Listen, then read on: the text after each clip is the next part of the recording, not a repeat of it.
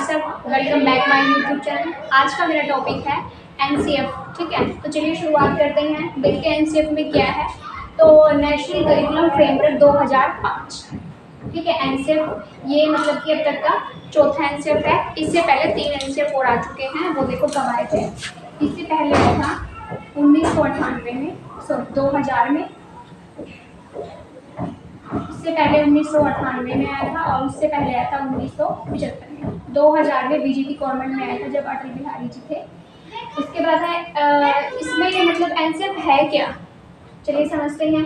राष्ट्रीय पाठ्यचर्या की रूपरेखा 2005 एक ऐसा डॉक्यूमेंट है, यानी कि एक ऐसा दस्तावेज है जिसमें यह बताया गया है कि बच्चों को क्या पढ़ाया जाए और किस तरीके से पढ़ाया जाए। ठीक है, तो एनसीएफ क्या है, ये एक डॉक्यूमेंट है जिसमें यह बताया गया है कि बच्चों को क्या पढ़ाना और किस तरीके से पढ़ाना है। उसके बाद है इसकी उत्पत्ति कहाँ से हुई। जी हाँ, एनसीएफ की उत्पत्ति रविंद्रनाथ टैगोर का एक निबंध है, सभ्यता और प्रगति, इस निबंध से हुई है। आपको निबंध याद करने की जरूरत नहीं है, सिर्फ निबंध का नाम याद कर लो, वही काफी है। निबंध का नाम है सभ्यता और प्रगति। ठीक है, इससे एनसीएफ की उत्पत्ति हुई है और ये मतलब निबंध किसका लिखा हुआ था, रविंद्रनाथ टैगोर जी का। इसके बाद है एनसीएफ का अनुवाद कहाँ पर मिला। एनसीएफ का अनुवाद संविधान की 8वीं अनुसूची में दी गई भाषाओं में भी किया गया है।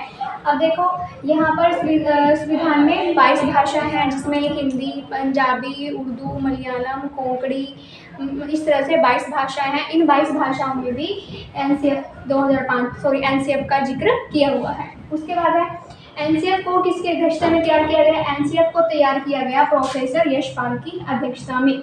ठीक है, प्रोफेसर यशपाल ने 1992 में एक कमेटी बुलाई थी, एक कमेटी बैठाई थी, जिसकी रिपोर्ट कब आई थी, 1993 में आई थी। ठीक है, और इस रिपोर्ट में क्या था कि लर्निंग विदाउट बर्डन, कि हमें बच्चों को ऐसी शिक्षा देनी चाहिए कि बच्चों के ऊपर किसी भी तरह का बर्डन ना हो। बच्चों के ऊपर तो हो ही ना हो, पेरेंट्स के ऊपर भी ना हो। आजकल के प्राइवेट स्कूल क्या है कि फर्स्ट क्लास के बच्चे को 10 से 12 बुक्स, लो जी ये इतने की बुक्स है ये डालो, ये इतने की बुक्स है ये डालो, मतलब कि बच्चे का जो बैग है वो इतना भारी कर देते हैं कि फर्स्ट क्लास का बच्चा अपने बैग को अपने आप नहीं लेकर चल पाता है, उसके पेरेंट्स उसे स्कूल तक छोड़ने जाते हैं उसका बैग पकड़ कर। ठीक है, उसके बाद है ऑब्जेक्टिव्स क्या हैं इसके। एनसीएफ में कुछ ऑब्जेक्टिव्स भी हैं। सबसे पहला है ज्ञान को स्कूल के बाहरी जीवन से जोड़ना।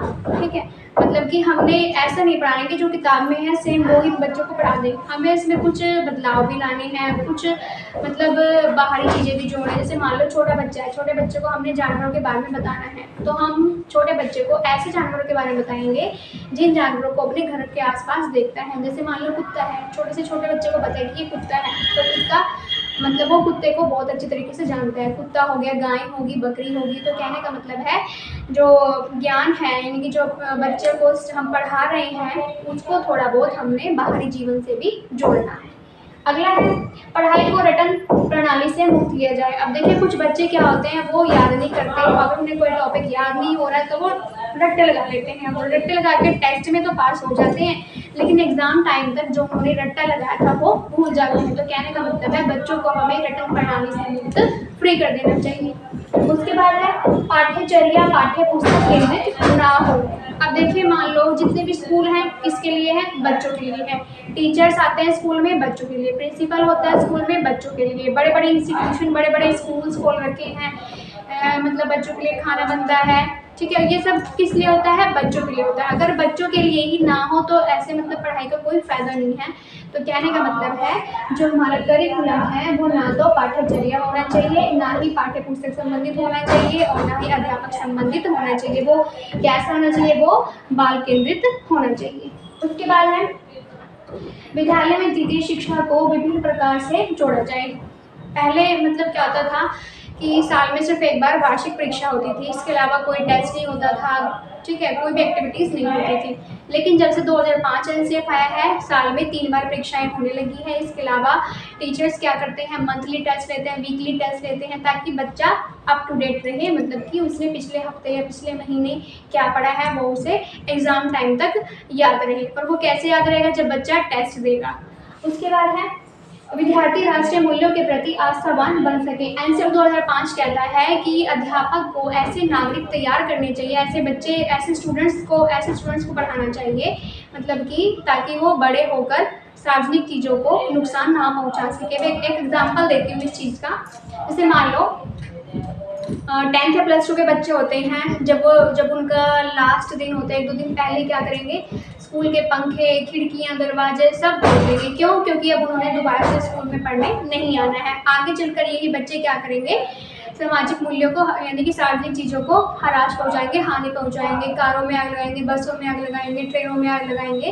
तो कहने का मतलब है एनसीएफ 2005 ने ये कहा है कि हमें अच्छे नागरिक तैयार करने चाहिए। उसके बाद आगे है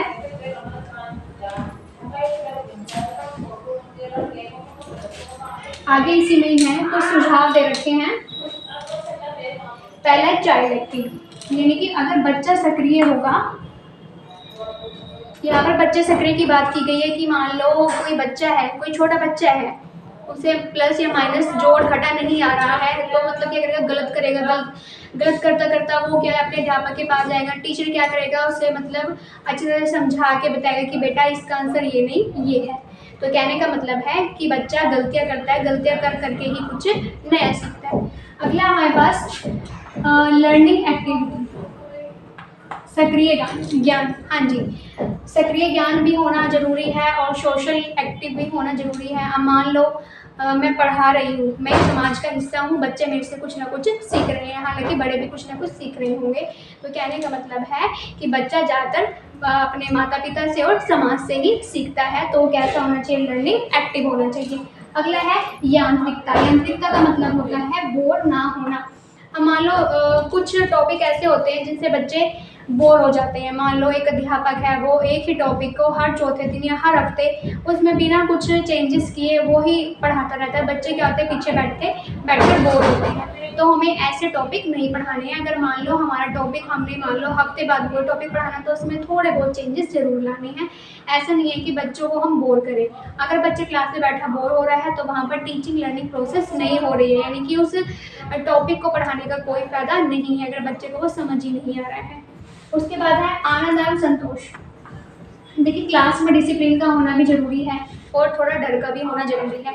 अगर क्लास में डर नहीं होगा, डिसिप्लिन नहीं होगा, तो वहाँ पर भी मतलब कि बच्चा अच्छे तरीके से नहीं पढ़ पाएगा। अगर बच्चे को किसी बात का डर ही नहीं है तो पढ़ के ही नहीं आएगा। तो कहने का मतलब है बच्चे के अंदर डर भी होना चाहिए और क्लास में डिसिप्लिन भी होना चाहिए। इसके अलावा मतलब कि हमें ऐसे बच्चों को ऐसे पढ़ाना चाहिए कि उन्हें मतलब कि टॉपिक को पढ़ने में थोड़ा इंटरेस्ट आ सके। उसके बाद है मल्टीलिंगुअल। शिक्षा जो देने का तरीका है, मतलब जो भाषा है वो बहुभाषीय होना चाहिए। अब मान लो ये क्लासरूम है, इसमें कई भाषाओं वाले बच्चे आते हैं। एक बच्चा आता है उर्दू वाला, एक आता है मलयालम वाला, एक आता है पंजाबी वाला, एक आता है कोंकणी वाला। इस तरह से मतलब कई भाषाओं को जानने वाले बच्चे क्लास में हैं। तो मतलब ये बच्चे क्या करेंगे, एक दूसरे को अपनी भाषाएं सिखाएंगे, कुछ वर्ड सिखाएंगे और मतलब इनसे बहुभाषी अगर बच्चे बैठे हैं क्लास में तो वो एक दूसरे के रीति रिवाज को भी जानेंगे। तो कहने का मतलब है कि जो स्टडी है वो मल्टीलिंगुअल होनी चाहिए। अब देखो एक एग्जाम्पल हो रहा है, मान लो कुछ राज्य ऐसे हैं जिसमें हिंदी बोली जाती है, कुछ राज्य ऐसे हैं जिसमें नॉन हिंदी, यानी कि जो गैर हिंदी है उसमें हिंदी नहीं बोली जाती। ठीक है, अब देखिए जिसमें हिंदी बोली जाती है उसमें फर्स्ट लैंग्वेज होगी मदर टंग,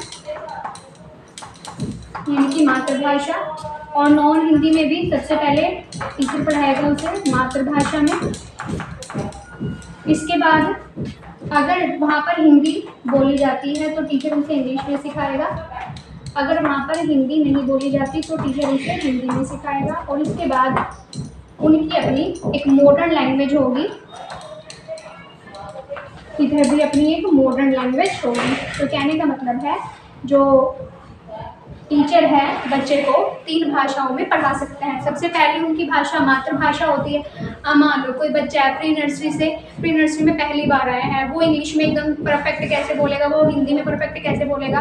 तो शुरू में बच्चे को उनकी मातृभाषा में सिखाना चाहिए। उसके बाद अगर जहाँ पर हिंदी बोली जाती है, हिंदी तो बच्चे को आती ही है, तो वहाँ पर इंग्लिश, और जहाँ पर हिंदी नहीं आती